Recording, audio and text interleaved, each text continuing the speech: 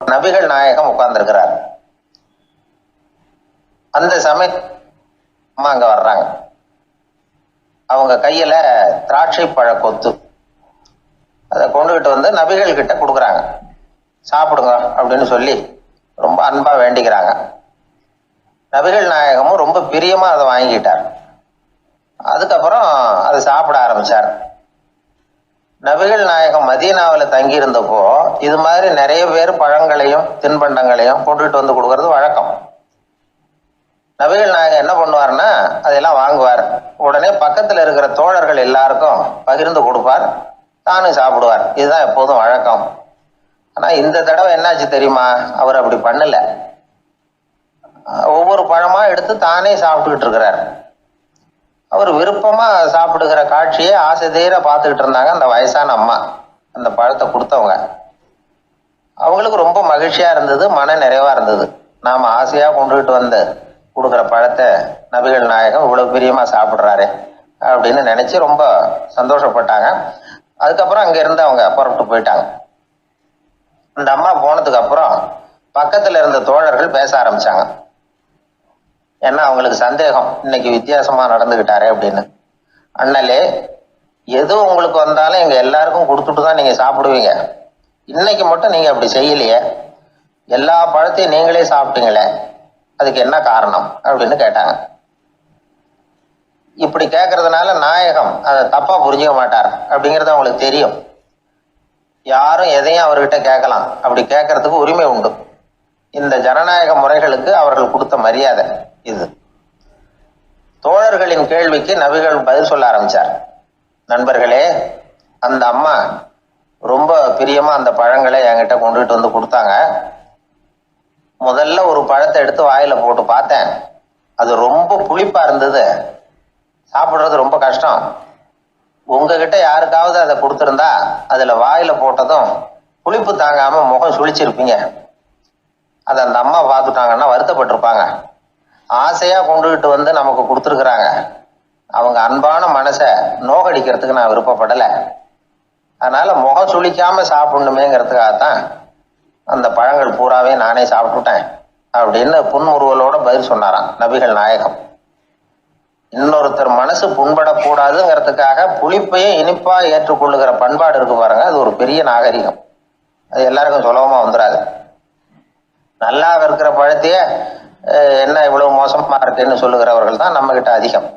இந்த காலத்துல இல்வாழ்க்கையில இந்த நாகரிகத்தை சில பேர் கடைபிடிக்கிறது உண்டு. நல்லா இருக்க இல்லையோ முகம் சுளிக்காம சாப்பிட்டுருவாங்க. ஏன்னு கேட்டா, எதுக்காக சார் வீண் வம்பு, ஏதோ நமக்குன்னு கொடுத்து வச்சது அவ்வளவுதான் அப்படின்னு நினைச்சுக்கிட்டு போக வேண்டியது தானே அப்படிம்பாங்க. இவங்கெல்லாம் கூட ஒரு விதத்துல பண்பாடு தெரிஞ்சவர்கள் தான். ஒரு ஆளு ஊரெல்லாம் சுத்தி விட்டு கடைசியில அழுத்து போய் ஒரு ஹோட்டலுக்குள்ள நுழைஞ்சானா. ரொம்ப களைப்பா இருந்தது அவனுக்கு. அதனால ரொம்ப களைப்படைஞ்சு போய் ஒரு நாற்காலியில போய் உட்காந்துருக்கிறான். இவனை பார்த்ததும் சர்வர் ஓடி வந்தார். சார் உங்களுக்கு என்ன வேணும்னு கேட்டார். எனக்கு தேவை 2 தோசையும் கொஞ்சம் அன்பான வார்த்தைகளும் அப்படின்னா. சர்வர் உள்ள போனார், 2 தோசையை கொண்டாந்து வச்சார். அன்பான வார்த்தை கேட்டனே அப்படின்னா இவன். சர்வர் ரொம்ப பணிவா குனிஞ்சு இவன் காதோரமா சொன்னார், ஐயா இந்த தோசையை சாப்பிட்றாதீங்க, புளிச்சு போன பழைய மாவு அப்படின்னார். இது பாருங்க, அன்பான வார்த்தையும் 2 தோசையும் கேட்டார், கொண்டாந்து கொடுத்துட்டார். இப்படி இருக்கிறவர்களும் இன்றைய மனிதர்கள்ல அதிகம். அதனால மனிதர்கள் ஒவ்வொருத்தரும் ஒவ்வொரு விதம். நம்ம கிட்ட பிரியமா நடந்துகிறவர்கள் மனம் கோணும்படி நாம் நடந்து கொள்ளக்கூடாது அப்படிங்கிறது தான் நபிகள் நாயகம் அவருடைய செயல் மூலமா நமக்கு உணர்த்தி இருக்கிற வாழ்வியல் உண்மை. ஒரே ஒரு ஊர்ல ஒரு ராஜா இருந்தார், ரொம்ப நல்லவர். ஒரு நாள் அரண்மனையில விசாரணை நடந்துகிட்டு இருக்குது. அதுல ஒரு வழக்கு. ஒரு விவசாயி வந்து புகார் கொடுக்குறார். என்ன புகார்னா, அவர் வயல்ல ஆடுகள் வந்து மேய்ஞ்சி பயிரை அழிச்சுட்டுது. நிறைய உழைச்சி செலவு பண்ணி பயிரை உண்டாக்கி வச்சிருந்தேன், எல்லாம் போயிட்டுது. இனிமேல் நான் என்ன செய்யறது, நீங்கள் தான் சரியான தீர்ப்பு வழங்கணும் அப்படின்னார் அந்த விவசாயி. அந்த ஆடுகளுக்கு சொந்தக்காரர் யாருன்னு கண்டுபிடிச்சி அரண்மனைக்கு அழைச்சிட்டு வாங்கன்னு உத்தரவு போட்டார் ராஜா. சேவகர்கள் போனாங்க, ஆளை கண்டுபிடிச்சாங்க, கூப்பிட்டுக்கிட்டு அரண்மனைக்கு வந்துட்டாங்க. ராஜா விசாரணை பண்ணார். அப்புறம் விசாரித்து முடிச்சுவிட்டு தீர்ப்பு வழங்கினார். இந்த விவசாயி அடைந்திருக்கிற இழப்புக்கு ஈடாக உன்னுடைய ஆடுகளை அவங்ககிட்ட கொடுத்துட வேண்டியது அப்படின்னு சொல்லிவிட்டார். உன்கிட்ட இருக்கிற ஆடு பூரா அவன்கிட்ட கொடுத்துரு, அந்த ஆட்டுனால ஏற்பட்ட இழப்பு சரியாக போகட்டும் அப்படின்னு தீர்ப்பு வழங்கிட்டார். அந்த மன்னருடைய மகன் இதை பார்த்துக்கிட்டே உட்காந்துருந்தான். இந்த தீர்ப்பை இன்னும் கூட சிறப்பாக வழங்கலாமே அப்படின்னு நினச்சான். அப்பாக்கிட்ட சொன்னான். உடனே அந்த அரசர், சரி நீயே இதுக்கு சரியான தீர்ப்பு சொல்லு அப்படின்னார். அந்த இளவரசன் தீர்ப்பு சொல்கிறான். அவன் சொன்ன தீர்ப்பு என்னன்னா, உங்ககிட்ட இருக்கிற ஆடுகள் எல்லாத்தையும் 1 வருஷ காலத்துக்கு அந்த விவசாயிகிட்ட ஒப்படைச்சிட வேண்டியது. அந்த 1 வருஷத்துக்குள்ள அந்த ஆடுகள் போடுற குட்டிகள், பால், எரு எல்லாம் விவசாயி எடுத்துக்க வேண்டியது. 1 வருஷத்துக்கு அப்புறம் உங்களுடைய ஆடுகளை நீங்களே திருப்பி வாங்கிக்க வேண்டியது. இதுதான் இளவரசன் சொன்ன தீர்ப்பு. இது சரியான தீர்ப்பு தான். இனிமேல் என்னுடைய அரச பொறுப்புகளை இளவரசர் வசம் ஒப்படைக்கிறேன் அப்படின்னு சொல்லி ஒப்படைச்சுட்டாராம். அதாவது தாவூத் நபி, சுலைமான் நபி இவர்களுடைய சரித்திரத்தில் இந்த சம்பவம் காணப்படுறதாக ஒரு நண்பர் சொன்னார். ஒரு தண்டனையை பெறுகிறவன் அதுக்கு பிறகு சமூகத்தில் நல்ல விதமாக வாழறதுக்கு வாய்ப்பு இருக்கிறது மாதிரி அமையணும் தீர்ப்பு. அதுக்கு இது ஒரு உதாரணம். சில தீர்ப்புகள் எப்படி அமைஞ்சு விடுதுன்னா, ஒரு தண்டனை அனுபவித்து முடித்தவன் அதுக்கப்புறம் அவன் இந்த சமூகத்தில் நல்லவனாக வாழறதுக்கு நினச்சா கூட அதுக்கு தகுதி இல்லாதவன் அப்படிங்கிற அளவுக்கு சூழ்நிலை அமைஞ்சிருது. இது சிந்திக்க வேண்டிய ஒரு செய்தி. இன்னொரு ஊரில் ஒரு ராஜா இருந்தார். அவர் ஒரு நாள் ஒரு போட்டி வச்சார். என்ன போட்டின்னா, அரண்மனை வாசலில் ஒரு பெரிய நீச்சல் குளம், அதில் நிறைய விஷப்பாம்புகள். எந்த இளைஞன் துணிச்சலாக அதில் நீச்சல் குளத்தில் குதித்து நீந்தி கரையேறி வர்றானோ அவனுக்கு 100 ஏக்கர் நிலம் பரிசாக வழங்கப்படும். அது வேணாம்னா 1000 ஆடுகள் பரிசாக வழங்கப்படும். அதுவும் வேணான்னா என்னுடைய மகளை கல்யாணம் பண்ணிக்கலாம். இதுதான் மன்னருடைய அறிவிப்பு. பரிசுலாம் நல்லா தான் இருக்குது. இருந்தாலும் பாம்புகள் உள்ள குளம்ங்கிறது நல்லா இல்லையே, அதனால் யாரும் அதில் குதித்து நீஞ்சறதுக்கு முன் வரல. இருந்தாலும் திடீர்னு ஒரு இளைஞன் அந்த நீச்சல் குளத்தில் குதிச்சான். நீந்தினா ஒரு வழியாக கரையேறி வந்துட்டான். மன்னருக்கு ரொம்ப மகிழ்ச்சி. நீ தான் தைரியமான இளைஞன், வா இப்படின்னு கூப்பிட்டார். கிட்ட வந்தான். அந்த இளைஞன் தண்ணீர் சொட்ட சொட்ட நிற்கிறான். சரி, உனக்கு 100 ஏக்கர் நிலம் வேணுமான்னு கேட்குறார். வேண்டாங்கிறான். சரி, அப்படின்னா 1000 ஆடுகள் வேணுமான்னு கேட்குறார். அதுவும் வேணாங்கிறான். ஓ, அப்படின்னா என் பொண்ணை கல்யாணம் பண்ணிக்கிறியா அப்படின்னு கேட்குறாரு. அதுவும் வேணாங்கிறான். ராஜாவுக்கு ஒன்றும் புரியல. அப்படின்னா உனக்கு என்னதான் வேணும் அப்படிங்கிறார். என்னை பிடிச்சி இந்த குளத்தில் தள்ளி விட்டவன் யாருங்கிறது எனக்கு தெரியணும் அப்படின்னா. ஒரு புகழ்பெற்ற ஜப்பானிய சாமுராய் வீரன், வாள் வீசுறதுல ரொம்ப கெட்டிக்காரன். ஒரு கடுமையான போரில் கலந்து கொண்டுட்டு களைச்சி போய் திரும்பி வந்தான். படுக்கையில் விழுந்தான். பக்கத்தில் என்னமோ சத்தம் கேட்டுது. திரும்பி பார்த்தான். ஒரு எலி அவனை முறைச்சி பார்த்துக்கிட்டு இருந்தது. உடனே வாழை உருவனா வீசினான். அது தப்பிச்சிட்டு ஓடி போச்சு. எவ்வளோ முயற்சி பண்ணி பார்த்தா முடியல. கடைசியில் அந்த வாள் முறிஞ்சு போனது தான் மிச்சம். ஒரு பக்கம் அவனுக்கு இது அவமானமாக போயிட்டுது, இன்னொரு பக்கம் பயமாக போயிட்டுது. எவ்வளவோ போர்களில் எதிரிகளை பந்தாடினவன் அவன் ஒரு எலிகிட்ட தோற்று போய்டுறதா அவனால் சகிச்சிக்க முடியல. மனைவிகிட்ட சொன்னான் இப்படி நடந்துட்டுதுன்னு. அவள் சிரிச்சா.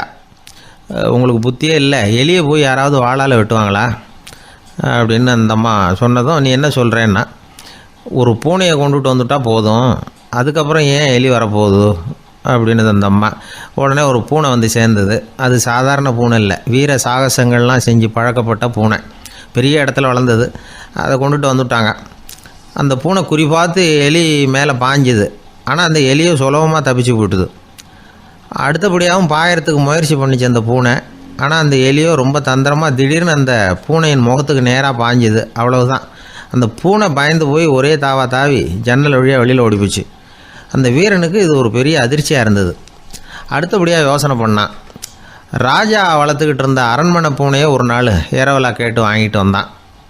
ஊர் உலகம்லாம் பேர் வாங்கின பூனை இது. அந்த பூனையாலும் அந்த எலியை ஒன்றும் செய்ய முடியல. வீரனுக்கு ரொம்ப அதிர்ச்சி. அந்த அரண்மனை பூனைகிட்டையே போய் புலம்புனான். அரண்மனை பூனையே, நீயே தோற்று போயிட்டியே, இனிமேல் நான் என்ன செய்ய முடியும்னா. அந்த பூனை சிந்திச்சுது. அப்புறம் சொல்லிச்சு, இந்த காரியத்துக்கு இந்த மேல்மட்ட விவகாரம்லாம் சரிப்பட்டு வராது. சாதாரண வீட்டு பூனை கிடச்சிதுன்னா அதை கொண்டுகிட்டு வந்து விட்டுப்பார் அப்படின்னுது. சாதாரண பூனையால் என்ன செஞ்சிட முடியும்னா இவன் நம்பிக்கை இல்லாமல். இப்போது அந்த அரண்மனை பூனை சொல்லிச்சு, பெரிய வீட்டு பூனையெல்லாம் நல்லா சாப்பிட்டு தூங்கி பழக்கப்பட்டிருக்கோம். அதுக்கெல்லாம் ராஜதந்திரம் தெரியும், ஆனால் எலி பிடிக்க தெரியாது. அதுக்கான வளர்ப்பும் இல்லை, பயிற்சியும் இல்லை. ஏன்னா அதுக்கெல்லாம் பசி கிடையாது. சாதாரண வீட்டு பூனை அப்படி இல்லை, பசிக்கு ஆகாரம் தேடி அலையும், எலிகளை பிடிச்சி சாப்பிட்டுட்டு தான் உயிர் வாழும். அதனால் அதுகளுக்கு எலியை பிடிக்கிற எல்லா உத்திகளும் தெரியும், எங்களுக்கு தெரியாது அப்படின்னுது. அது சரியே, அதுவும் பூனை தான், நீயும் பூனை தான், அதால் முடிகிற காரியம் ஏன் உன்னால் முடியல அப்படின்னு கேட்டான் இவன். இதுக்கு அந்த பூனை சொல்லிச்சு, இதே கேள்வியை நானும் கேட்டேன், உன்னுடைய தந்திர முறை என்னன்னு கேட்டேன். அதுக்கு பதில் சொல்லாமல் படுத்து தூங்கி போச்சு. அதை மறுபடியும் எழுப்பி கேட்டேன், அதுக்கு கோவம் வந்துட்டுது. இதில் என்ன தந்திர முறை வேண்டியிருக்கு, நான் ஒரு பூனை அவ்வளவுதான். பூனைன்னா பூனை, பூனை எலியை பிடிக்கும், நான் எலியை பிடிக்கிறேன் அவ்வளவுதான்னுது அப்படின்னு சொல்லி விவரமாக சொல்லிச்சு அந்த அரண்மனை பூனை. உடனே ஒரு சாதாரண பூனையை கொண்டுட்டு வந்துட்டாங்க. கொண்டாந்து விட்டால் அது பார்க்குறதுக்கு ரொம்ப சாதாரணமாக தெரிஞ்சுது. இந்த வீரனுக்கு நம்பிக்கை வரல, இருந்தாலும் அதை கொண்டுட்டு வந்து வீட்டுக்குள்ளே விட்டான். ஒரே நிமிஷம் அந்த எலியை கவிட்டு வெளியில் ஓடி போச்சு. மேலிடத்து பூனைகள்லாம் இதை வேடிக்கை பார்த்துக்கிட்டு வெளியில் நின்றுக்கிட்டு இருக்குது. எல்லாரும் மெதுவாக அந்த பூனையை நெருங்கி, உங்கள்கிட்ட அப்படி என்ன தனிப்பட்ட திறமை, அதோட ரகசியம் என்னன்னு கேட்டாங்க. அந்த சாதாரண பூனை ரொம்ப சாதாரணமாக சொல்லிச்சான், அதெல்லாம் எனக்கு தெரியாது, நான் பூனை அவ்வளவுதான், நீங்களும் பூனையாக இருங்கோ அப்படின்னு சொல்லிவிட்டு அந்த பூனை தன்னுடைய வாயில் கவிய எலியோடு அங்கேருந்து நடந்து போச்சு. இந்த கதையிலேருந்து நாம் புரிஞ்சிக்க வேண்டிய தத்துவம் என்னென்னா, நீயாக இரு, இதுதான் அந்த தத்துவம். நம்ம ஒவ்வொருத்தருக்கு உள்ளேயும் ஒரு தனித்தன்மை இருக்குது. இதை அவங்கவுங்க புரிஞ்சுக்கிட்டு உண்மை இயல்பு புரிஞ்சுக்கணும். நம்முடைய இயல்பு என்னங்கிறது நமக்கு தெரியணும். அதை கண்டுபிடிக்கிறது தான் உண்மையான கலை. ஒரு பெரிய மனுஷன் வாயை அகலமாக திறந்து வச்சுட்டு தூங்கிட்டு இருந்தான். உடனே ஒரு எலி உள்ளே பூந்துட்டு தான். வீட்டு வேலையாள் டாக்டருக்கு ஃபோன் பண்ணான், எங்கள் முதலாளி வாய்க்குள்ளே ஒரு எலி பூந்துட்டுது டாக்டர் அப்படின்னா. நான் உடனே புறப்பட்டு வரேன், அதுக்கு முன்னாடி நீ ஒரு ரொட்டி துண்டை எடுத்து ஒரு வாய்க்கு முன்னாடி காட்டு, உள்ளே போன எலி வெளியில் வந்துடும்னார் டாக்டர். சரின்னு சொல்லிவிட்டான். கொஞ்ச நேரத்தில் டாக்டர் அங்கே போய் சேர்ந்தார். அப்போ வேலைக்காரன் ஒரு பெரிய மீனை அவர் வாய்க்கு நேராக இப்படியும் ஆட்டிக்கிட்டு இருந்தான். நான் ரொட்டி துண்டை தானே காட்ட சொன்னேன்னார் டாக்டர். அவன் சொன்னான், எலியை வெளியில் கொண்டுட்டு வர்றதுக்கு ரொட்டி துண்டை காட்ட சொன்னீங்க டாக்டர், அதுக்கப்புறம் அந்த எலியை துரத்திக்கிட்டு ஒரு பூனை உள்ளே போயிருக்கு, அதுக்காக தான் இந்த மீனை காட்டிகிட்டு இருக்கேன் நானா. இது எதுக்குன்னா, இப்படி வேடிக்கையாக சொல்கிறது, பூனை பூனையாக இருக்க வேண்டும், எலி எலியாக இருக்க வேண்டும், மனுஷன் மனுஷனாக இருக்க வேண்டும் அப்படிங்கிறத புரிஞ்சுக்கிறது. நாம இருக்கிற வரை வெற்றி நிச்சயம். உழைப்பும் நேர்மையும் உயர்வதற்கு வழிகள். அதை விட்டுட்டு உட்கார்ந்த இடத்துல இருந்துகிட்டே உயர போகணும் அப்படின்னு கற்பனை பண்றாங்க. அந்த கற்பனையிலேயே பாதி வாழ்க்கை ஓடி போடுது. உழைப்புங்கிற வழியையும் நேர்மைங்கிற வழியையும் ஒதுக்கி விட்டு குறுக்கு வழியில ஓட நினைக்கிறவங்க குப்புற விழுந்து விடுறாங்க. எந்த தொழிலை நாம செய்தாலும் சரி, அந்த தொழிலுக்குரிய பெருமையை நாம புரிஞ்சுக்கிட்டு அதுல ஈடுபடணும். அப்படி இல்லாம, என்ன சார் பொழப்புது, இந்த தொழிலை மனுஷன் செய்வானா அப்படி புலம்பிக்கிட்டே இந்த தொழிலையே செஞ்சுக்கிட்டு இருக்கிறவங்க நம்மள பல பேர் உண்டு. செய்யும் தொழிலே தெய்வம் அப்படின்னு சொல்றாங்கல்ல, அப்படி சொல்றது எதுக்காக? அந்த அளவுக்கு அதுல ஒரு ஈடுபாடு வேணுங்கிறதுக்காகத்தான். ஒரு பெரிய மலைப்பகுதி, அந்த மலை அடிவாரத்துல ஒரு சிற்பி உட்காந்து ஒரு சிலையை வடிச்சுக்கிட்டு இருக்கிறான். கையில ஒரு சின்ன உளிய வச்சுக்கிட்டு ஒரு பெரிய கருங்கல் பாறையை கொஞ்சம் கொஞ்சமா உடைச்சுக்கிட்டு இருக்கான். ஒரு சிற்பத்தை வடிக்கிறதுங்கிறது அவ்வளவு உன்னதமான ஒரு தொழிலா? எல்லாராலையும் முடியுமா அது? அப்படி இருந்தும் அந்த சிற்பிக்கு மன நிறைவில்லை. அவன் நினைக்கிறான், இந்த கடுமையான வெயில்ல உட்கார்ந்து வேலை செய்யறது எவ்வளவு கஷ்டம். நாம ஒரு சிற்பியா இருக்கிறதுனால தானே சூரியன் கடுமையான வெப்ப கதிர்களை நம்ம மேல வீசுறான். நாமளே அந்த சூரியனா இருந்துட்டா இந்த கஷ்டம் இருக்காதே. நம்மளை கஷ்டப்படுத்துறவன் நம்மளோட வலிமை உள்ளவன், அதனால நாம அவனா மாறி விடுறதுதான் நல்லது அப்படின்னு அந்த சிற்பி யோசனை பண்ணான். அவன் எண்ணம் உடனே நிறைவேறிட்டுது. இயற்கைங்கிற மாபெரும் சக்தி அவனை ஒரு சூரியனா மாத்தி விட்டது. சிற்பி இப்போ ஒரு சூரியனா மாறினான். இனிமே இந்த உலகத்துல நம்மளோட வலிமை உள்ளவன் வேற யாரும் கிடையாது அப்படின்னு நினைக்க ஆரம்பிச்சுட்டான். அவனுக்கு மகிழ்ச்சியா இருந்தது. அந்த மகிழ்ச்சி அதிக நேரம் நீடிக்கல. ஏன்னா கொஞ்ச நேரத்துல ஆகாயத்துல கரிய மழை மேகங்கள் அப்படியே சூழ்ந்து வந்தது. சூழ்ந்து வந்த மேகங்கள் சூரியனை மறைக்க ஆரம்பிச்சது. இப்போ சூரியனா இருந்த அந்த சிற்பி நினைச்சு பாக்குறான், என்ன இது, என்னையே இந்த மேகம் மூடி மறைக்குதுன்னா அது என்னை விட பெரிய ஆளாதான் இருக்கணும். அதனால இனிமே நாம சூரியனா இருக்கக்கூடாது, நாம மேகமா தான் இருக்கணும், அதுதான் கௌரவம் அப்படின்னு நினைக்க ஆரம்பிச்சிட்டான். இப்பவும் பாருங்க, இயற்கை அவனுடைய ஆசையை நிறைவேற்றி வச்சது. சூரியனா இருந்த சிற்பி மேகமா மாறினான். வான வீதியில அப்படியே உல்லாசமா வர ஆரம்பிச்சான். அந்த உல்லாசமும் அதிக நேரம் நீடிக்கல. எதிரில் பார்த்தா பிரம்மாண்டமான மலைகள் வழியை அடைச்சிட்டு நிக்குது. வேகமா வந்த மேகம் மலையில மோதிக்கிட்டுது. அந்த மலையை தாண்டி அப்பால செல்ல முடியல. இப்போ அந்த மேகம் நினைக்குது, நாம எந்த தடையும் இல்லாம அந்தரத்துல மிதந்து வர்றோம், நம்மையே போக விடாம தடுக்குதுன்னா அந்த மலைக்கு எப்பேற்பட்ட வலிமை இருக்கணும். இனிமேல நாம மேகமா இருந்து பிரயோஜனம் இல்ல, இருந்தா மலையா இருக்கணும், அதுதான் பெருமை அப்படின்னு நினைக்க ஆரம்பிச்சான். இப்பவும் பாருங்க, இயற்கை அவனுடைய ஆசையை நிறைவேற்றி வச்சது. மேகமா இருந்த சிற்பி மலையா மாறினான். பெரிய மலை பூமிக்கும் வானத்துக்குமா நின்றுகிட்டு இருக்கு. இனிமே நமக்கு எந்த கவலை இல்லை அப்படின்னு நினைச்சது அந்த மலை. இப்படி நினைச்சுக்கிட்டு இருந்த வேளையில அந்த மலையோட காலடியில அடிவாரத்துல ஏதோ சத்தம் கேட்டுது. என்ன சத்தம் இது அப்படின்னு சொல்லி அந்த மலை மெதுவா குனிஞ்சு பார்த்துதான். பார்த்தா அங்க ஒரு மனுஷன் தன்னுடைய கையில உளிய வச்சுக்கிட்டு மலையை கொத்திக்கிட்டு இருக்கிறான். ஏதோ ஒரு சிற்பத்தை வடிக்கிறதுக்காக அவன் முயற்சி பண்ணிட்டு இருக்கிறான். இப்போ அந்த மலை நினைச்சுதான், மலையே ஒருத்தன் உடைக்கிறான்னா அவன் எப்பேற்பட்ட வலிமை உள்ளவனா இருக்கணும். இனிமேலும் மலையா இருந்து பிரயோஜனம் இல்ல, மனுஷனா மாறணும், அதுதான் சரி அப்படின்னு நினைச்சுதான். அந்த வினாடியே அந்த மலை ஒரு மனுஷனா மாறிச்சு. அவன் கையில ஒரு உளி, பழையபடியே ஒரு கருங்கல் பாறையை கொத்த ஆரம்பிச்சான். அந்த ஆள் பழைய நிலைமைக்கு வந்துட்டான். இந்த கதையிலிருந்து நாம தெரிஞ்சுக்க வேண்டியது என்னன்னா, தன்னுடைய உண்மையான பலம் என்னங்கிறது தெரியாமலே தாவி தாவி தடுமாறிக்கிட்டு இருக்கிறான் மனுஷன் அப்படிங்கிறது தான். இனிமேலாவது அதை புரிஞ்சுக்கணும், புரிஞ்சுக்கிட்டு புறப்படணும் வாழ்க்கையில வெற்றி பெறறதுக்கு. ஒரு குடும்ப தலைவருக்கு விபரீதமா ஒரு ஆசை வந்துதான். அதாவது ஒரு நாள் பூராவும் புடவை கட்டிக்கிட்டு மனைவி செய்கிற வீட்டு வேலைகள், சமையல் வேலைகள் எல்லாத்தையும் தானே செய்யணும், மனைவிக்கு ஆண் வேஷம் போட்டு ஆபீஸுக்கு அனுப்பி வச்சுடணும் அப்படின்னு ஆசைப்பட்டான். இதுதான் அந்த ஆசை. அதே மாதிரி செஞ்சான். பெண் வேஷத்துல சமையல் பண்ணிட்டு இருந்தான். இருட்டி விட்டுது. இந்த சமயத்துல வாசல் கதவு தட்டப்படுற சத்தம் கேட்டுது. ஓடி போய் திறந்தான். பக்கத்து வீட்டு அம்மா கிடுகிடுன்னு உள்ள வந்துட்டாங்க, காப்பி பொடியோ ஏதோ வாங்கறதுக்கு. இவன் பயந்து போய், கமலாம்மா, நான் சுசீலா இல்ல, சுசீலாவோட புருஷன், பெண் வேஷத்துல இருக்கிறேன், சும்மா ஒரு சேஞ்சுக்காக அப்படின்னா. உடனே அந்த அம்மா கிட்ட பயப்படாத, நானும் கமலா இல்ல, கமலாவோட புருஷன், இதுவும் சும்மா ஒரு சேஞ்சுக்காகத்தான் அப்படின்னானா. இப்படி வாழ்க்கைய விபரீதமா நினைச்சுக்கிட்டு வேற வேற கற்பனைகள்ல வீணாக்கிக்கிட்டு இருக்கிறவங்க தான் ரொம்ப அதிகம். நாம அதுவா மாறணும்னு நினைக்கிறது தப்பு, நாம இருக்கணும் அப்படின்னு நினைக்கிறது தான் உண்மை, அதுதான் சரி. அந்த சிற்பி என்னென்னோ கற்பனை பண்ணி கடைசியில மறுபடியும் சிற்பியாகவே வந்து சேர்ந்தான் பாருங்க. அதனால நம்முடைய உண்மையான பலம் என்ன அப்படிங்கறத தெரிஞ்சுக்கிட்டு நடந்துகிட்டோம்னா வாழ்க்கையில எப்பொழுதும் வெற்றி நிச்சயம். அன்பா இருக்கணும்னு அநேக பெரியவங்க சொல்லி இருக்கிறாங்க. நாமளும் அதை கேட்டுட்டு அன்பு காட்டுறதுக்கு தயாரா தான் இருக்கிறோம். அதை வாங்கறதுக்கு தான் ஆளை காணும். இருந்தாலும் அன்புல எத்தனையோ வகை உண்டு. அதை சரியா புரிஞ்சுக்கிட்டு அதுக்கப்புறம் அன்பு காட்ட ஆரம்பிக்கணும். வகையை புரிஞ்சுக்காம அன்பு காட்டினா வம்புல மாட்டிக்க வேண்டியதுதான். அன்புன்னா சாதாரணமா நினைச்சு விடாதீங்க. அதுல எவ்வளவு விதம் தெரியுமா? இரக்கம், கருணை, காருண்யம், பந்துத்துவம், பட்சம், பாசம், நேசம், விசுவாசம், அபிமானம், காதல், பக்தி, இப்படி பல விதமா அதை பத்தி சொல்லி வச்சிருக்கிறாங்க பெரியவங்க. இந்த வார்த்தைகள்லாம் நாம கேள்விப்பட்டது தான். இருந்தாலும் அதுகளுக்குள்ள என்ன வித்தியாசம்னு கேட்டா சரியா சொல்ல தெரியாது. அதனால இந்த வார்த்தைகளுக்கெல்லாம் பெரியவங்க என்ன விளக்கம் சொல்றாங்கன்னு இப்போ பார்க்கலாம். எளியவர்கள் மேல செலுத்துற அன்பு இருக்கு பாருங்க, அதுக்கு இரக்கம்னு பேரு.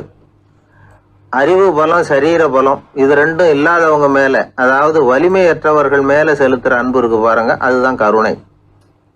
எறும்புல இருந்து யானை வரைக்கும் சகல ஜீவராசிகள் மேலேயும் காட்டுற அன்புக்கு காருண்யம்னு பேரு, ஜீவகாருண்யம். சிவி சக்கரவர்த்தி காட்டின அன்பு இந்த ரகம். உறவினர்கள், சொந்தக்காரங்க, அவங்க வசதியா இருந்தாலும் வறுமையில இருந்தாலும் வித்தியாசம் இல்லாம காட்டுற அன்பு இருக்கு பாருங்க, அதுக்கு பேரு பந்துத்துவம். ஒரு எஜமானன் வேலையாள் கிட்ட காட்டுற அன்பு இருக்கு பாருங்க, அதுக்கு பேரு தான் பட்சம். அவனும் தன்னை மாதிரி மனுஷன்தாங்கிற நினைப்பு வேணும். ஒரு தாய் தன்னுடைய குழந்தை மேல, ஒரு குழந்தை தன்னுடைய தாய் மேல செலுத்துற அன்புக்கு பாசம்னு பேரு. ஈருடல் ஓர் உயிர்னு நினைக்கிறது இது. ராமரும் கௌசலையும் இதுக்கு உதாரணம். தம்மை ஒத்த நண்பர்கள் கிட்ட செலுத்துற அன்புக்கு நேசம்னு பேரு.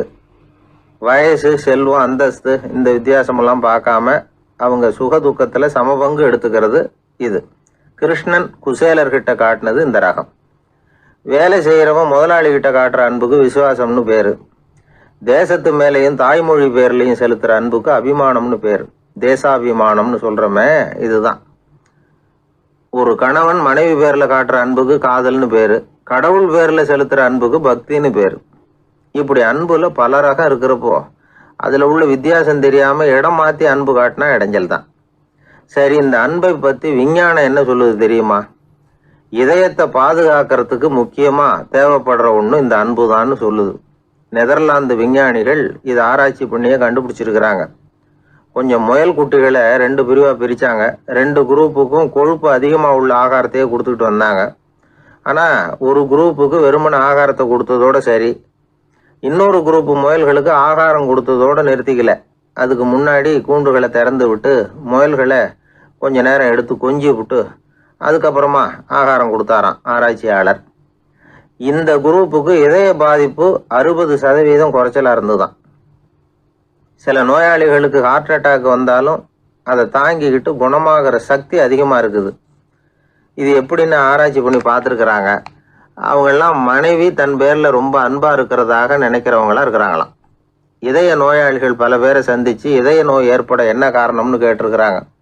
அவங்க சொன்ன காரணம்லாம் சாப்பாடு சம்மந்தமாக இல்லையா, மனைவி அன்பா இல்லை, இப்படிப்பட்ட காரணத்தை தான் சொல்கிறாங்களாம். அதனால் இதயத்தை பாதுகாக்கணும்னு நினைக்கிறவங்க அடுத்தவங்க அன்பாக இருக்கிறது மாதிரி பார்த்துக்குங்க, அதுதான் முக்கியம்.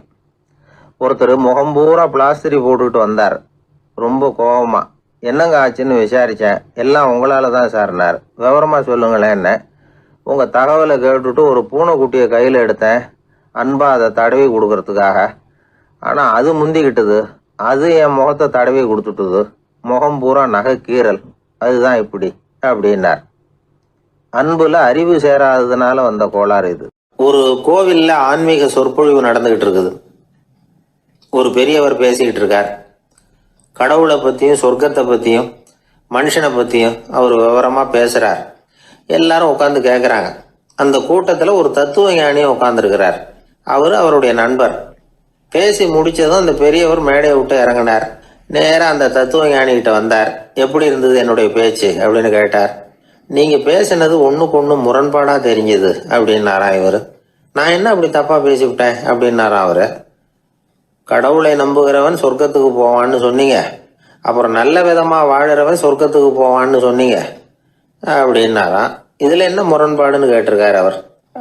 இதில் தான் முரண்பாடு தெரியுது எனக்கு. அதாவது இங்கே ஒருத்தன் எல்லா தப்பும் பண்ணிக்கிட்டு இருக்கிறான், அவன் கடவுளை நம்பினான்னா அவன் சொர்க்கத்துக்கு போவானா? இது என்னுடைய முதல் கேள்வி. இல்லைன்னா ஒருத்தன் எந்த தப்பும் பண்ணல, ரொம்ப ஒழுங்காக வாழ்ந்துக்கிட்டு இருக்கிறான், ஆனால் அவன் கடவுளை நம்பலை, அவன் என்ன நரகத்துக்கு தான் போவானா? கடவுள் நம்பிக்கை உள்ள ஒரு திருடன் என்ன ஆவான், எங்கே போவான்? கடவுள் நம்பிக்கையே இல்லாத ஒரு நல்லவன் என்ன ஆவான், எங்கே போவான்? ஒருத்தன் இங்கே கடவுள் நம்பிக்கையோட வாழறது முக்கியமா அல்லது நல்லவனா வாழறது முக்கியமா? இதுதான் இவர் கேட்ட கேள்வி. இதை கேட்டதும் அந்த பெரியவர் குழம்பி போட்டார். அவர் சொன்னது நியாயம் தானே. கடவுளை நம்புறவன் தான் சொர்க்கத்துக்கு போவான்னா பேசாமல் கடவுளை நம்பிக்கிட்டு இந்த உலகத்தில் எல்லா தப்பும் பண்ணிக்கிட்டு இருக்கலாமே. பேச்சாளர் குழப்பத்தோட வீட்டுக்கு போனார். படுத்து தூங்கினார். ஒரு கனவு வந்தது. கனவுல அவர் ஒரு ரயிலில் வேகமாக போயிட்டு இருக்கிறார். எதிரில் உட்காந்துருக்கிறவரை பார்த்து நாம் இப்போ எங்கே போகிறோம்னு கேட்டார். சொர்க்கத்துக்கு போயிட்டு இருக்கிறோம் அப்படின்னாங்களாம். ரயில் போய் நின்றுது. இவர் இறங்கினார். இங்கே கௌதம புத்தர் இருப்பார், சாக்ரட்டிஸ் இருப்பார், அவங்கள பார்க்கறதுக்கு ஒரு நல்ல வாய்ப்பு அப்படின்னு நினச்சிக்கிட்டே அங்கேயும் இங்கேயும் பார்த்தார். அங்கே யாருமே இல்லை. ஒரே பாலைவனம் மாதிரி இருக்குது. பச்சை இல்லை, பசுமை இல்லை, பூக்கள் இல்லை, மரம்லாம் மொட்டையாக நிற்கிது. எலும்பும் தோலுமா சில முனிவர்கள் அங்கேயும் இங்கேயுமா உட்காந்துருக்குறாங்க. இவர் அவங்ககிட்ட போய் இந்த புத்தர், சாக்ரட்டிஸ் இவங்கெல்லாம் எங்கே இருக்கிறாங்கன்னு கேட்டாராம்.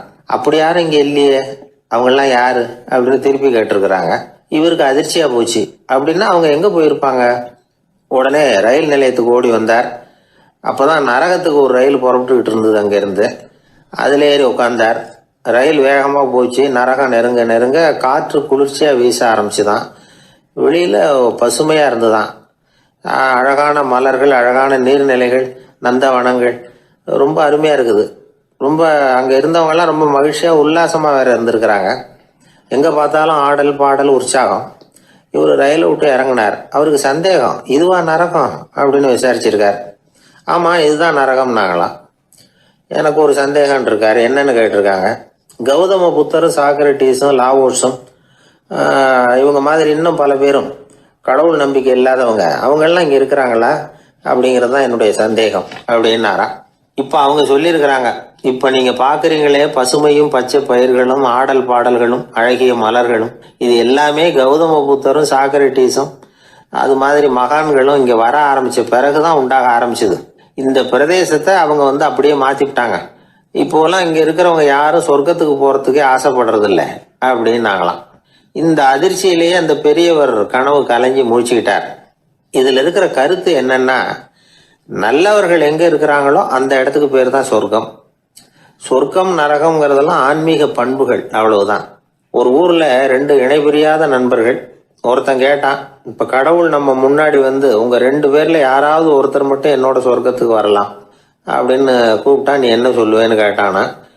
இவன் ரொம்ப பெருந்தன்மையாக உன்னையே அழைச்சிட்டு போக சொல்லிடுவேன் அப்படின்ட்டுருக்கான். அப்படின்னா உனக்கு சொர்க்கம் வேணாமான்னு கேட்டிருக்கான் அவன்.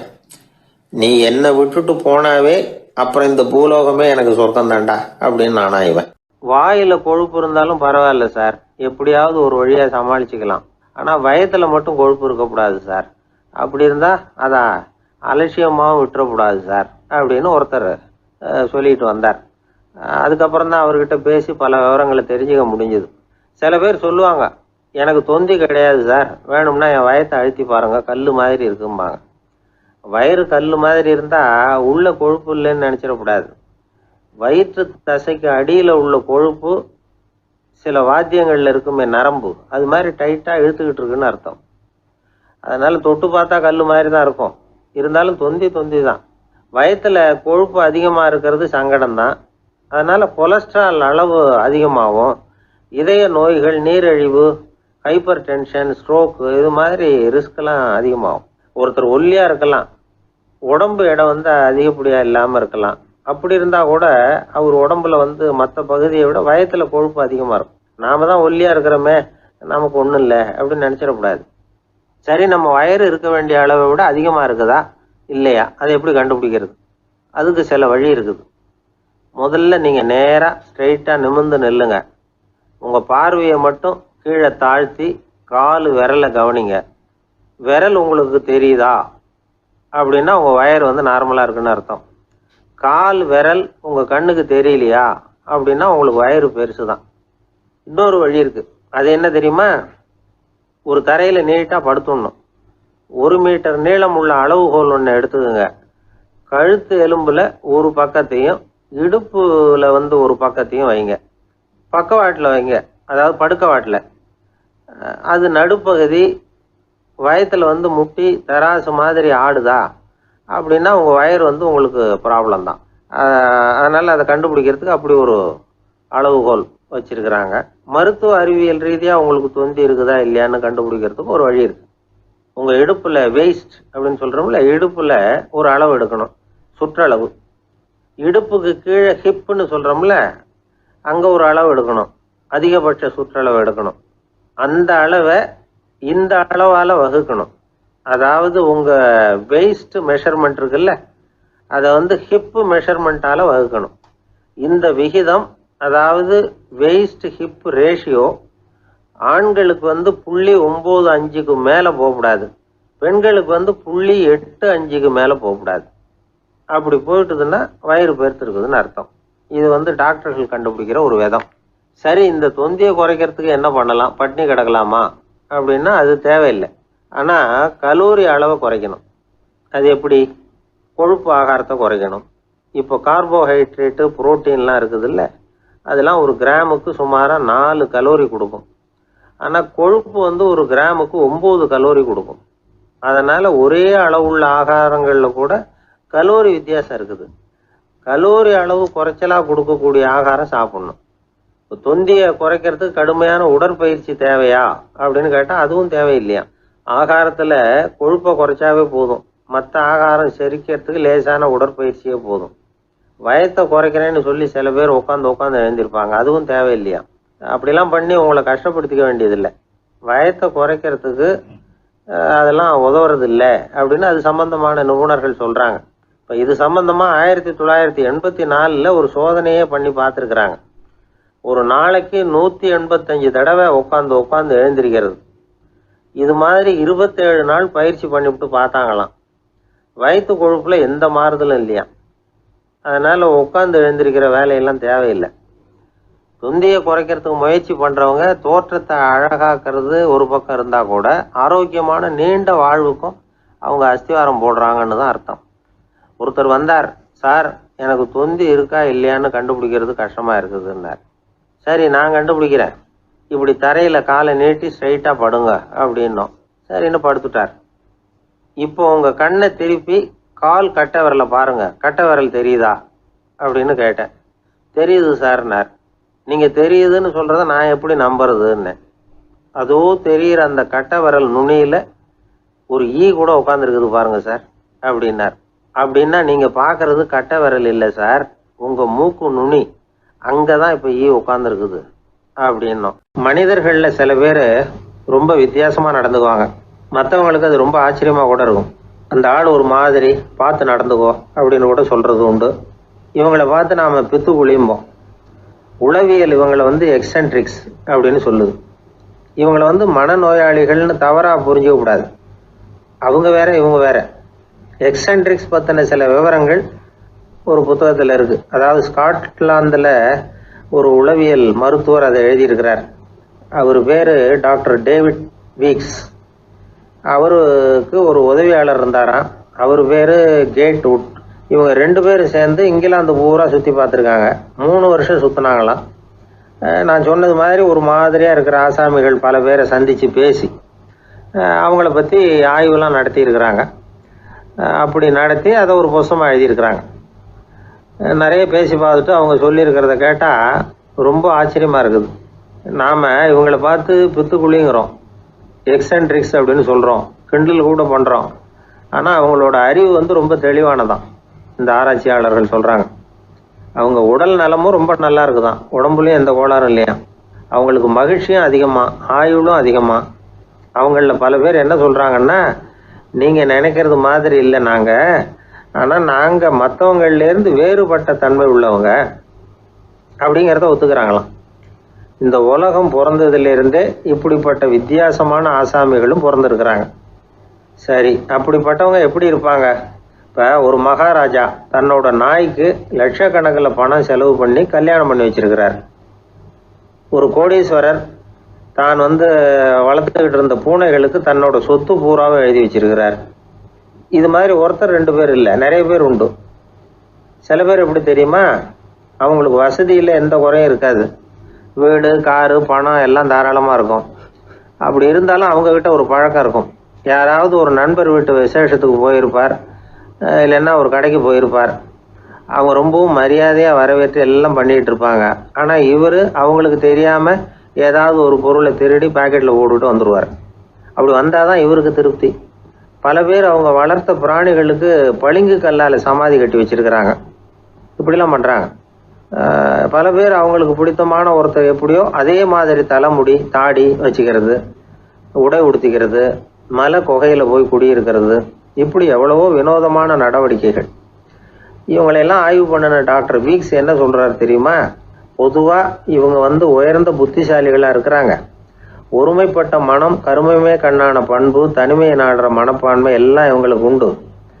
அவங்களில் பல பேர் அவங்க பெற்றோருக்கு முதல் குழந்தை அல்லது ஒரே குழந்தை, இப்படி தான் இருக்கிறாங்க. இது மாதிரியானவங்க பெண்கள் 1 பங்குன்னா ஆண்கள் 2 பங்கு.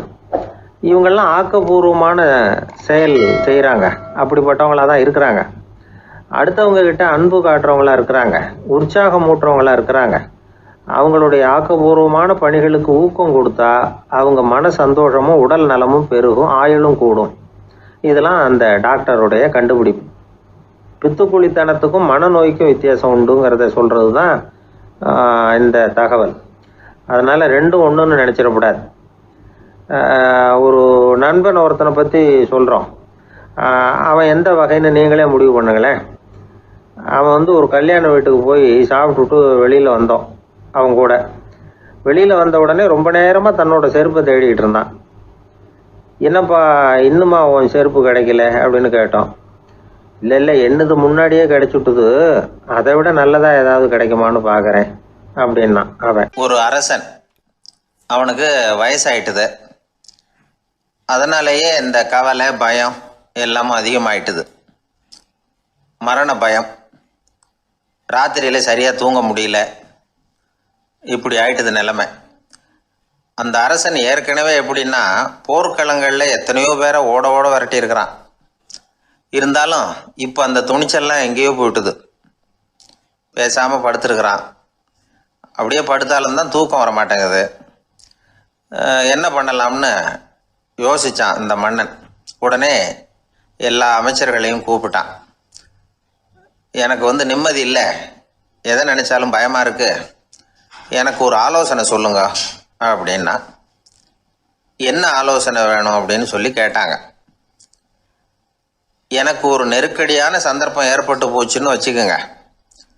அந்த நேரத்தில் நீங்கள் யாருமே என் பக்கத்தில் இல்லை ஆலோசனை சொல்கிறதுக்கு அப்படின்னா, அந்த சமயத்தில் எனக்கு உபயோகப்படுற மாதிரி ஒரு வாசகம், பொன்மொழி ஏதாவது சொல்லுங்கள்.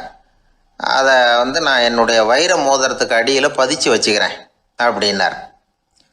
தேவைப்படுறப்போ உதவும் அப்படிங்கிறதுனால. அவர் போட்டிருந்த மோதிரமும் அதுக்கு தகுந்த மாதிரியே திறந்து மூடுறது மாதிரி அமைஞ்சிருந்தது. ஏதாவது வாசகம் எழுதுனா உள்ற வச்சுக்கலாம், அதுக்கான வசதி அதில் இருந்தது.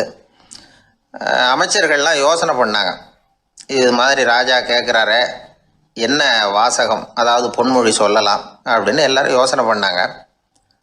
ஒருத்தருக்குமே சரியாக தோணலை, ஒரே குழப்பமாக இருந்தது. ஏன்னா நெருக்கடியான சமயத்தில் உபயோகப்படுறது மாதிரி ஒரு பொன்மொழி வேணும்னு சொல்லியிருக்கிறார். அப்படி இப்படி யோசித்து பார்த்தா ஒன்றுமே தோணலை. எல்லாரும் குழம்பிக்கிட்டு இருந்த நேரத்தில் ஒரு பெரியவர் அந்த பக்கமாக வந்தார். அவர் சொன்னார், நான் வேணும்னா அதுக்கு பொருத்தமாக ஒரு வாக்கியம் சொல்கிறேன், ஆனால் ஒரு நிபந்தனை. அதை யாரும் ரொம்ப ஆர்வம் காரணமாக அவசரப்பட்டு படிச்சிடக்கூடாது. அதை ரகசியமாக அந்த மோதிரத்துக்குள்ளே எழுதி வச்சுக்கணும். எப்போவாவது இக்கட்டில் மாட்டிக்கிற சமயத்தில் மட்டும் வேறு வழியே இல்லை அப்படிங்கிற நிலைமையில் மட்டும்தான் அதை திறந்து பார்க்கணும். அப்படி நீங்கள் இருக்கிறதா இருந்தால் நான் அதை சொல்கிறேன் அப்படின்னார் அந்த பெரியவர். சரின்னு ஒத்துக்கிட்டாங்க எல்லாரும். அதே மாதிரி அவர் ஒரு வாக்கியத்தை சொன்னார். அவர் சொன்ன வாக்கியத்தை ரகசியமாக மோதிரத்துக்குள்ளே பதிச்சு மூடியாச்சு. ராஜா அதை விரலில் மாட்டிக்கிட்டார். கொஞ்ச நாள் ஆச்சு. அந்த ராஜாவுக்கு ஒரு சோதனை வந்தது. என்ன சோதனைன்னா, அடுத்த நாட்டு மன்னன் படையெடுத்துக்கிட்டு வந்துட்டான். அவன் இவர்கிட்ட ஏற்கனவே தோற்று போனவன், ஒரு வெறியில் வந்திருக்கிறான். தோற்று போனவன் மறுபடியும் சண்டைக்கு வந்தால் எப்படி வருவானோ அப்படி வர்றான். ஒரு வெறியில் வந்தால் ஜெயிச்சுட்டான். என்னாச்சு இவரோட நிலைமைன்னா, நாட்டை இழந்துட்டார், எல்லாத்தையும் இழந்துட்டார். கடைசியாக ஒரு அடிபட்ட குதிரையில் ஏறி தப்பிச்சு போயிட்டார், வேறு வழி இல்லைன்னு. பின்னாடி துரத்திக்கிட்டு வராங்க. இவர் ஒரு மலை உச்சிக்கு போயிட்டார், அதுக்கும் அப்பால் போக முடியாது. ஏன்னா அந்த பக்கம் பயங்கர பள்ளம். உல்லாச பயணிகள் கண்டு கழிக்கிற இடம் அது. ஆனால் இவருக்கு அது சாவு பயணத்தின் வாசல், திரும்பவும் முடியாது. அவ்வளவு குறுகிய பாதை அது, வேறு வழியே இல்லை. இந்த நேரம் சூரிய ஒளி மோதிரத்தில் பட்டு மின்னிச்சு. உடனே இவருக்கு ஞாபகம் வந்தது. மோதிரத்தை திறந்து படிக்கிறார். அதில் இருந்த வாசகம், இந்த நிலையும் மாறிவிடும், திஸ் டூ வில் பாஸ் அவே.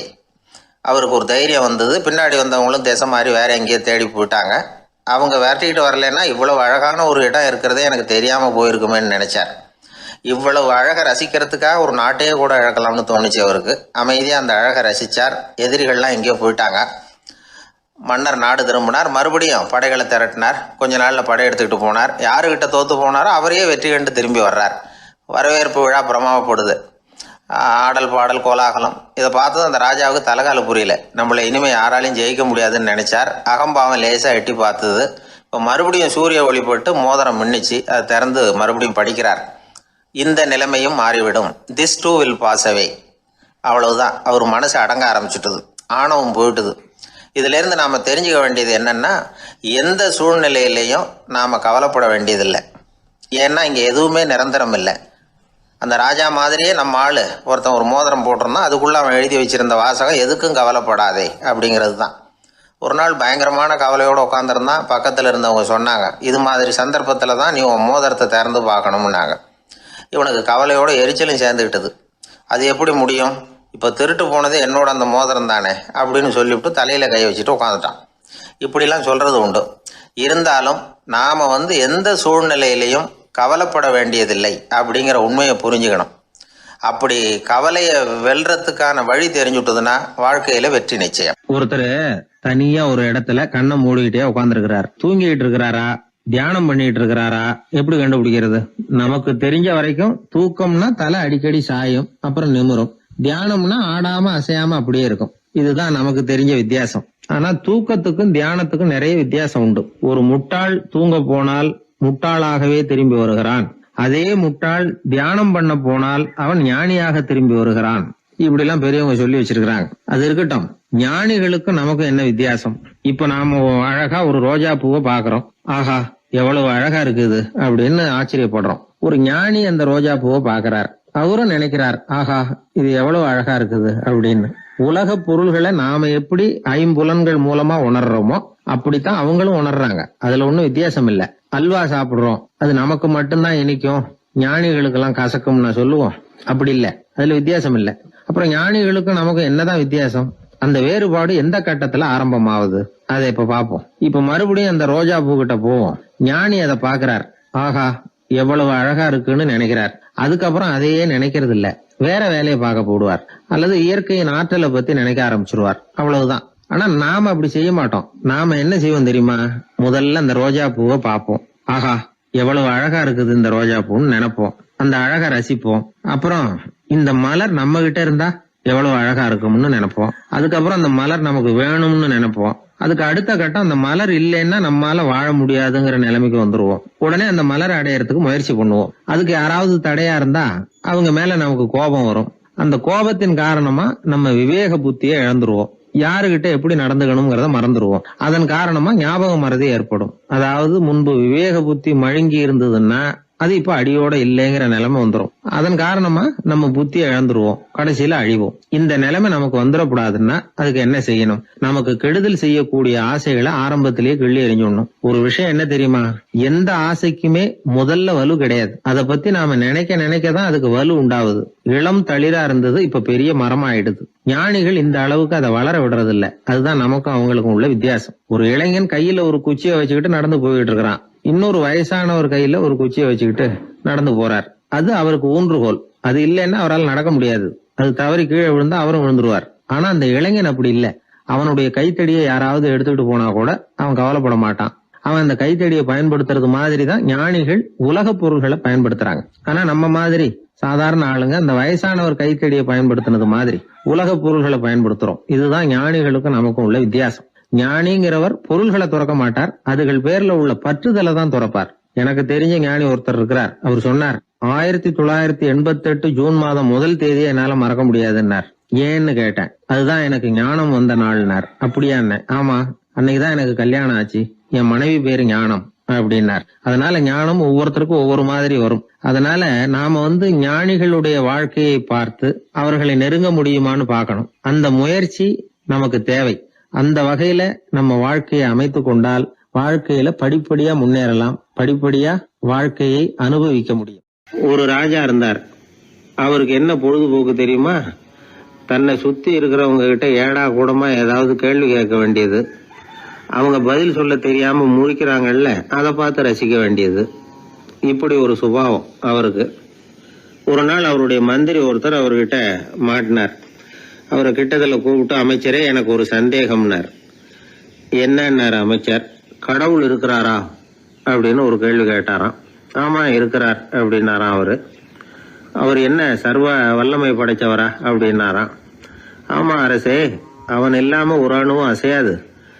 இருந்த இடத்துல இருந்தே கண் சிமிட்டுகிற நேரத்துல ஏராளமான அற்புதங்களை நிகழ்த்த அவனன்றி யாரால் முடியும் அப்படின்னாராம் அமைச்சர்.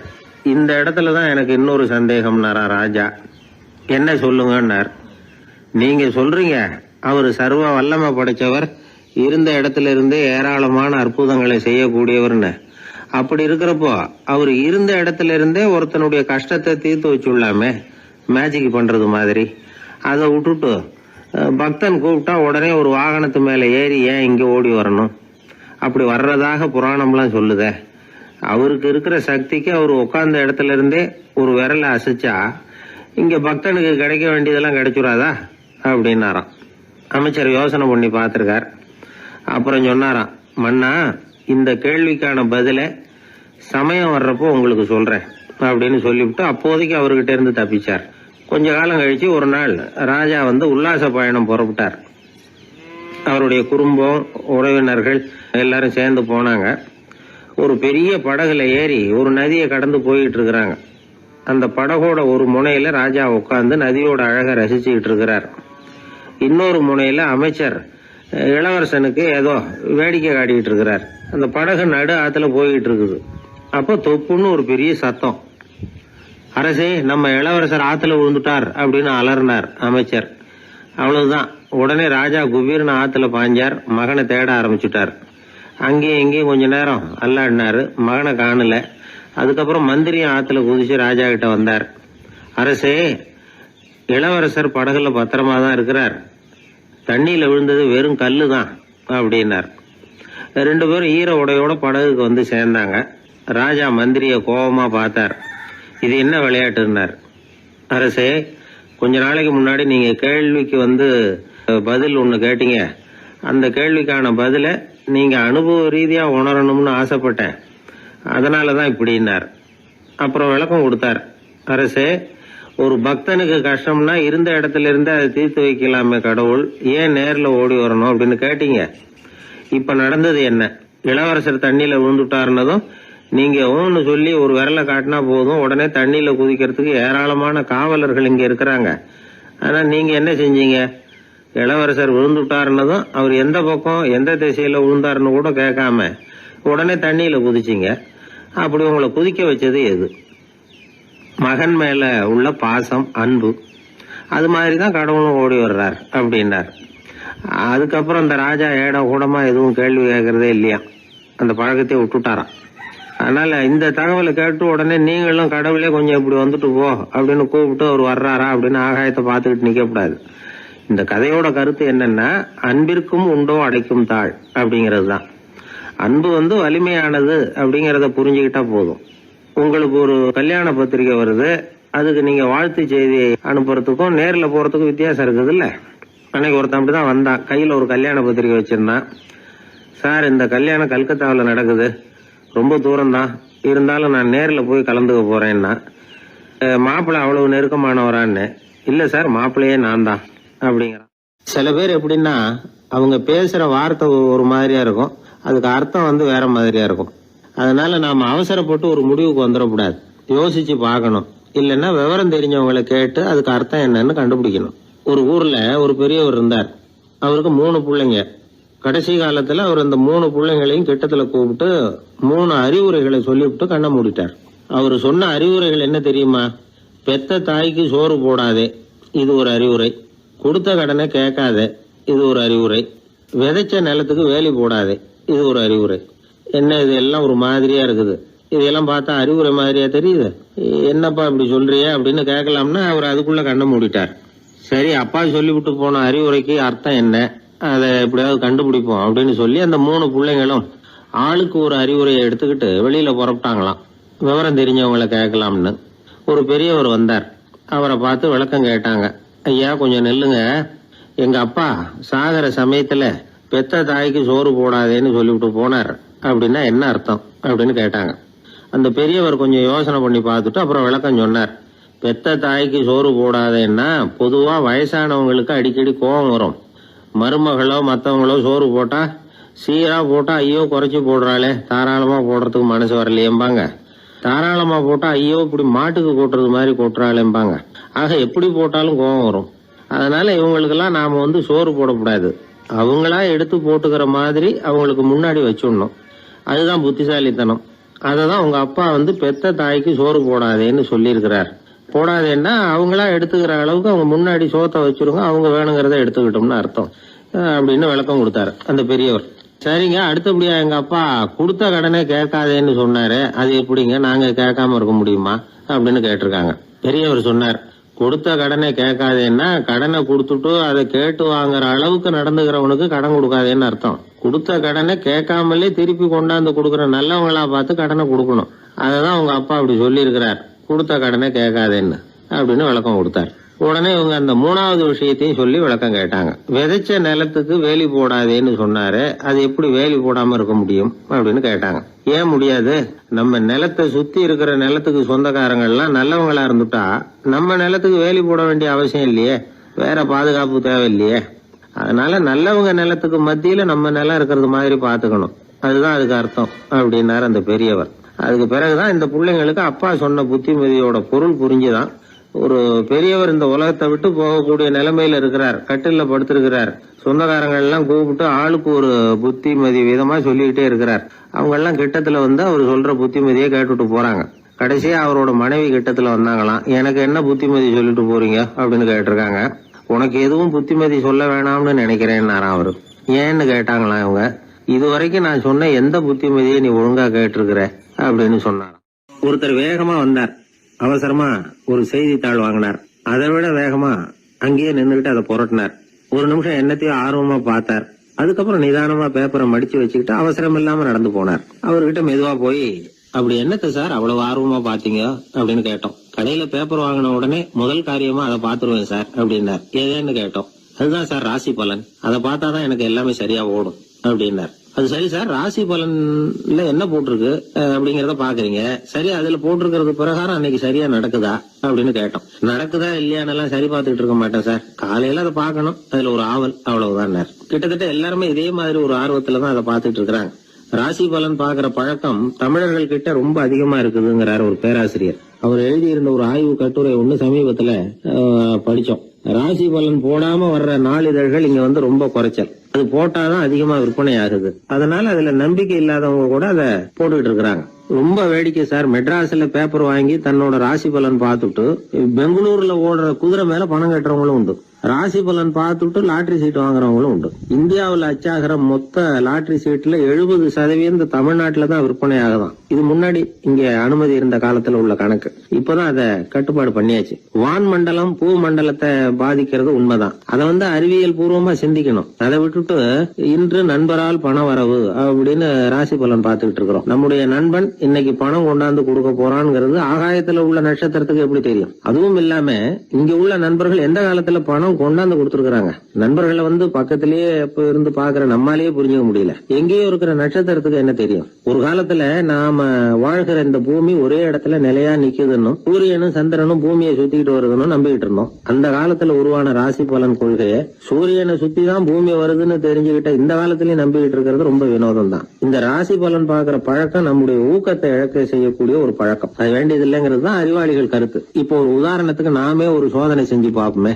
ஒரே நாள் வந்த தினசரி பேப்பர்கள் சிலதை எடுத்துக்கிட்டோம். அதுல ஒரே ராசிக்கு ஒவ்வொரு பேப்பர்லயும் என்ன பலன் போட்டிருக்கு பாக்கலாமா? என்னுடைய நண்பர் ஒருத்தர் ராசிக்கு ஒவ்வொரு செய்தித்தாள்லயும் என்ன ராசி பலன்னு பார்த்தோம். ஒரு பேப்பர்ல செலவும் சிரமமும் அப்படின்னு போட்டிருக்கு, இன்னொரு பேப்பர்ல சுலபமாக நன்மை அப்படின்னு போட்டிருக்கு. இதுல எதை நம்புறது? நீங்களும் ஒரு நாள் இதை சோதிச்சு பாருங்க. பல பேப்பர் வாங்கி உங்க ராசிக்கு ஒவ்வொரு பேப்பர்லயும் என்ன போட்டிருக்குன்னு பாருங்க. எல்லாம் ஒரே விதமா இருக்காது, மாறி மாறி இருக்கும். என்னுடைய நண்பர் ஒருத்தர் நானும் ஒரு நாள் கடையில பேப்பர் வாங்கணும். நண்பர் வந்து ராசி பலன்ல எல்லாம் ரொம்ப நம்பிக்கை இல்லாதவர். இருந்தாலும் நான் பேப்பர் வாங்கின உடனே உங்க ராசி என்ன சொல்லுங்க, பலன் என்னன்னு பாக்கலாம்னு. அவர் சிரிச்சுக்கிட்டு அதெல்லாம் டூப்புங்க, அதை ஏன் பாக்குறீங்க, சும்மா சொல்லுங்கன்னு. என் ராசி தனுசு, அதுல பண வரவுன்னு போட்டிருக்கோம் அப்படின்னாரு. நான் பார்த்தேன், ஆச்சரியப்பட்டு போயிட்டேன். பண வரவுன்னு தான் போட்டிருக்கு சார், அது எப்படிங்க பார்க்காமலே கரெக்டா சொல்லிவிட்டீங்க அப்படின்னு கேட்டேன். அவர் மெதுவா கிட்ட வந்து காதோட காதா சொல்றார், அந்த பேப்பருக்கு தினமும் ராசி பலன் எழுதி கொடுக்கறதே நான் தான் சார் அப்படின்னார். உனக்காக நான் என்ன வேணும்னாலும் செய்யறதுக்கு தயாரா இருக்கிறேன் அப்படின்னாரு ஒருத்தர். சரி, வேற ஒன்னும் வேணாம், ஒரு 10 ரூபா பணம் இருந்தா கைமாத்தா கூடு, நாளைக்கு தந்துடுறேன் அப்படின்னாரு இன்னொருத்தர். அவ்வளவுதான், நான் அவசரமா ஒரு ஆளை பார்க்க வேண்டியிருக்கு, அப்புறமா வந்து உன்னை பாக்குறேன் அப்படின்னு சொல்லிவிட்டு அந்த ஆள் நழுவி போயிட்டார். இதுதான் இன்னைக்கு உலக நிலவரம். ஆனா ஒருத்தர் மேல உண்மையாவே அன்பு செலுத்துறது அப்படிங்கறது ரொம்ப பெரிய விஷயம். பக்தி செலுத்துறதுங்கிறது அதை விட பெரிய விஷயம். பக்தினா ஏதோ கோயிலுக்கு போய் சாமி கும்பிட்டு வர்றது இல்ல. பக்தியோட எல்லை எதுன்னு தெரிஞ்சுக்கிறதுக்கு உங்களுக்கு ஆசையா இருக்குதா அப்படின்னா ஒரு கதை உண்டு, அதுக்கு அதை கேளுங்க. அதாவது மயூர சர்மன் அப்படின்னு ஒருத்தர் இருந்தான். கிருஷ்ணர் மேல அவன் ரொம்ப பக்தியா இருந்தான். ஒரு நாள் கிருஷ்ணர் வந்து அவனை பார்த்துட்டு போலாம்னு நினைச்சு வந்தாரு. கிருஷ்ணரை பார்த்த உடனே அவனுக்கு ரொம்ப மகிழ்ச்சி இருக்காது அப்படின்னா, ஏன்னா வழக்கமா பக்தர்கள் தானே பகவான் கிட்ட ஏதாவது கேட்கறது வழக்கம். இங்க வந்து பகவான் வந்து பக்தனை பார்த்து கேட்க ஆரம்பிச்சுட்டாரு. இத பாருப்பா, உன்கிட்ட நான் ஒண்ணு கேட்பேன், கொடுப்பியா அப்படின்னார். பக்தன் மாட்டேன் நான் சொல்லுவான், நீங்க என்ன கேட்டாலும் அதை கொடுக்கறதுக்கு நான் சித்தமா இருக்கிறேன் அப்படின்னா மயூர சர்மன். உன்னோட மகன் ஒருத்தன் இருக்கானே 5 வயசுல, அவன் தான் எனக்கு வேணும்னாரு. இவன் கொஞ்சம் கூட தயங்கல, சரி தந்தேன் அப்படின்னு சொல்லிவிட்டான். கிருஷ்ணர் பார்த்தார், அவன் உடம்பு பூராவும் எனக்கு தேவையில்லை, அவன் உடம்போட வலது பாகம் மட்டும் எனக்கு போதும்னாரு. அதுக்கும் சரி அப்படியே கொடுக்குறேன்னா இவன் அந்த சின்ன பையனை நிக்க வச்சு அவன் தலையில இருந்து ஒரு ரம்பத்தால அறுக்கணும், அப்பதானே அது 2 பாகமா ஆக்க முடியும் அப்படின்னாரு. சரி அப்படியே செய்யறேங்கிறான் அவன். அந்த ரம்பத்தை நீ ஒரு பக்கம் பிடிச்சுக்கணும், உன்னோட மனைவி ஒரு பக்கம் பிடிச்சுக்கணும், நீங்க 2 பேரும் அப்படி பிடிச்சுக்கிட்டு அதை அறுத்து அவனை 2 துண்டாக்கணும் அப்படிங்கிறார். அதுக்கும் சரிங்கிறான். அப்படி செய்யறப்போ நீயும் அழப்படாது, உன்னுடைய மனைவியும் அழப்படாது அப்படின்னு அடுத்த கண்டிஷன். அதுக்கும் சரிங்கிறான். அடுத்த அப்படி ஒரு கண்டிஷன் போடுறார், அதாவது உன்னுடைய மகனும் அழப்படாது அப்படிங்கிறார். அதுக்கும் சரின்னு ஒத்துக்கிட்டான். இவ்வளவு நிபந்தனைகள் பேர்ல தான் உன் மகனோட வலது பாகத்தை நான் ஏத்துக்குவேன், இல்லைன்னா ஏத்துக்க மாட்டேன் அப்படின்னு சொல்லிவிட்டார் அவர். உங்களோட அத்தனை நிபந்தனைகளுக்கும் கட்டுப்பட்டு நாங்க நடக்கிறோம் அப்படின்னு சொல்லிவிட்டான் மயூர சர்மன். உடனே மகனை கூப்பிட்டான். அவன் வந்து நின்னான், அவனை குளிப்பாட்டினான், புது ஆடைகள் போட்டு விட்டான். அதுக்கப்புறம் ஒரு ரம்பத்தை எடுத்து அறுக்க ஆரம்பிச்சான். ஒரு பக்கம் அவன், இன்னொரு பக்கம் அவனுடைய மனைவி, நடுவுல அந்த பையன். அவங்க 2 பேர் கண்ணிலேயும் கண்ணீர் கொஞ்சம் கூட வரவே இல்லை. ஆனா அந்த சின்ன பையனோட இடது கண்ணில இருந்து மட்டும் கண்ணீர் வழிய ஆரம்பிச்சுட்டுது. இத கிருஷ்ணர் பார்த்துட்டார். என்னோட நிபந்தனைப்படி நீங்க நடந்துக்கல, அதனால உங்க பையனோட வலது பாகம் எனக்கு வேணாம்னு விட்டார். நாங்க 2 பேரும் அழலையே அப்படின்னா மயூர சர்மன். நீங்க அழல சரி, ஆனா உங்க பையனோட இடது கண்ணு மட்டும் அழுதுது அப்படின்னார். உடனே அந்த சின்ன பையன் என்ன சொன்னான் தெரியுமா? ஐயா, என் உடம்போட வலது பாகத்தை மட்டும் தானே பகவான் வந்து கேட்டாரு, வலது பாகம் பண்ணின புண்ணியத்தை இடது பாகம் பண்ணலையே அப்படின்னு நினைச்சுதான் இடது கண்ணு அழுதுகிட்டு இருக்குது அப்படின்னா. உடனே கிருஷ்ணர் கண்ணுல தண்ணி வர ஆரம்பிச்சுட்டுதான். அந்த பையனை கட்டி பிடிச்சுக்கிட்டார். அவன் பழைய மாதிரி முழுசா ஆயிட்டான். இதுதான் பக்தியின் எல்லை அப்படின்னு விளக்கம் கொடுத்தார் ஒரு ஆன்மீக பேச்சாளர். பக்தியோட எல்லையை புரிஞ்சுக்கிறதுக்காக இந்த கதை. நீங்க உடனே பகவான் வந்து இப்படி எல்லாம் வந்து நின்னுகிட்டு பையனை வெட்டி விடு அப்படின்னு எல்லாம் கேட்பாரா அப்படின்னு எல்லாம் கற்பனை பண்ணக்கூடாது. ஆன்மீக விஷயங்களை வந்து ஆன்மீக நோக்கத்துல புரிஞ்சுக்கணும், அதுதான் முக்கியம். பக்தியோட எல்லைக்கே நம்மால போக முடியலன்னாலும் ஒரு ஓரத்துக்காவது போய் சேர முடியுதா அப்படின்னு முயற்சி பண்ணி பார்க்கலாம். அதுக்காக தான் இவ்வளவு. இப்போ நம்ம ஆளுங்களோட பக்தி எந்த அளவுக்கு இருக்குங்கிறத புரிஞ்சுக்கிறதுக்கு வேணும்னா ஒரு உதாரணம் சொல்லலாம். ஒருத்தர் கடவுள்கிட்ட வேண்டிக்கிட்டாராம், நான் செய்யற வியாபாரத்துல இன்னைக்கு 1000 ரூபாய் லாபம் கிடைச்சதுன்னா அதுல 500 ரூபாய உன் கோயிலுக்கு வந்து உண்டியல்ல போட்டு விடுறேன் அப்படின்னு வேண்டிக்கிட்டார். சொல்லிவிட்டு வியாபாரம் பண்ணார். 1000 ரூபாய் கிடைக்கல, 500 ரூபாய் தான் லாபம் கிடைச்சது. அவர் அதுக்கப்புறம் அந்த கோயிலுக்கு போகல. ஏங்க, கிடைச்ச 500ல பாதிய உண்டியல்ல போட்டு விடுறது தானே நியாயம் அப்படின்னு கேட்டாங்க. அதுக்கு அவரு முறைச்சு பாக்குறார்.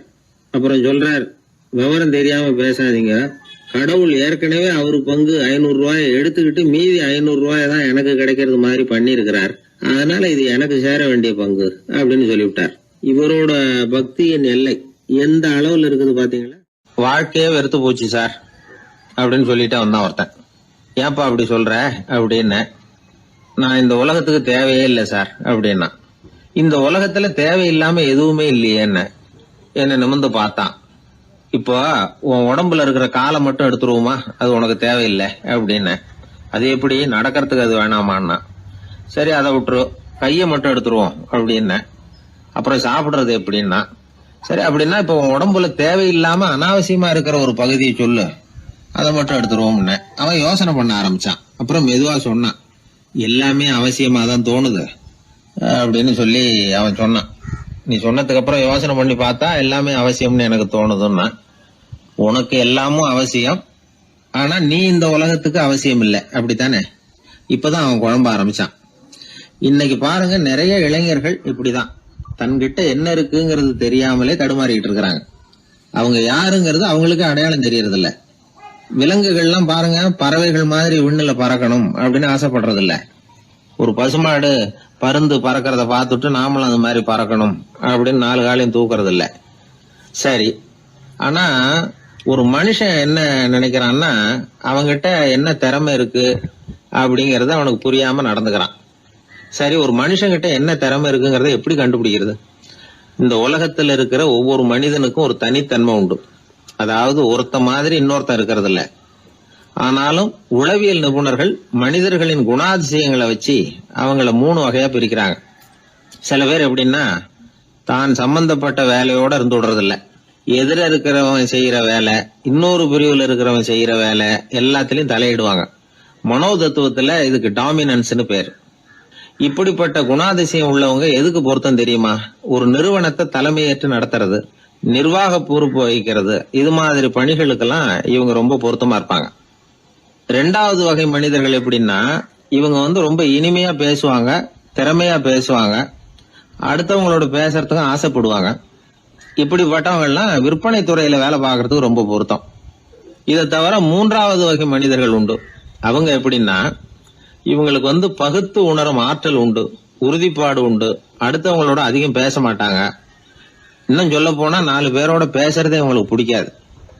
செய்யற வேலையை நுணுக்கமா செய்வாங்க. எந்த பிரச்சனையா இருந்தாலும் சரி, அது சம்பந்தமா எல்லா விவரங்களையும் சேகரிப்பாங்க. இந்த வகை மனிதர்களுக்கு ஆராய்ச்சி வேலை, அக்கவுண்டன்ட் வேலை, இது மாதிரியான பொறுப்புகளை கொடுக்கலாம். ஒவ்வொரு மனிதனையுமே கொஞ்சம் கூர்ந்து கவனிச்சு பாருங்க. அவனுக்குள்ள இந்த 3 விதமான திறமைகளும் உண்டு. எது அதிகம் எது குறைவு அப்படிங்கறதுலதான் வித்தியாசம். நாம ஒவ்வொருத்தரும் கொஞ்சம் சுயமா சிந்திச்சு பார்க்கணும். நாம இந்த 3 வகையில எந்த வகை அப்படிங்கறத நாமளாதான் தேடி கண்டுபிடிக்கணும். இப்ப சொல்லப்பட்ட 3 குணங்களுமே ஆளுமை சம்பந்தப்பட்டது. இதுல ஒருத்தருடைய இயல்பு, திறமை இதெல்லாம் அடங்காது. இதெல்லாம் தனி. இதையெல்லாம் யார் நினைச்சாலும் முறையா பயிற்சிகள் மூலமா வளர்த்துக்கலாம். இப்ப திறமைய பயிற்சி மூலமா நம்ம வளர்த்துக்கலாம், இயல்பு இதையெல்லாம் வளர்த்துக்கலாம். முன்னாடி சொன்னது மாதிரி நாம எந்த வகையான ஆசாமிங்கிறத புரிஞ்சுக்கிட்டு அதுக்கு தகுந்த மாதிரி ஒரு வேலையை தேடிக்கிட்டோம்னா வாழ்க்கை நல்ல விதமா அமையும். அதுக்கப்புறம் நான் இந்த உலகத்துக்கு தேவையில்லை அப்படின்னு சொல்லிட்டு இருக்க வேண்டிய அவசியம் வராது. அதனால நம்முடைய குணம் என்ன, நாம எப்படிப்பட்டவர் அப்படிங்கறத அடிப்படையில தெரிஞ்சுக்கிட்டு அதுக்கு தகுந்த மாதிரி ஒரு தொழிலை வாழ்க்கையில தெரிஞ்சுக்கிறது, ஏற்றுக்கிறது நல்லது. இப்போ ஒரு அக்கவுண்டன்ட் வேலைக்கு இன்டர்வியூ நடந்தது. ஒருத்தர் வந்தார்.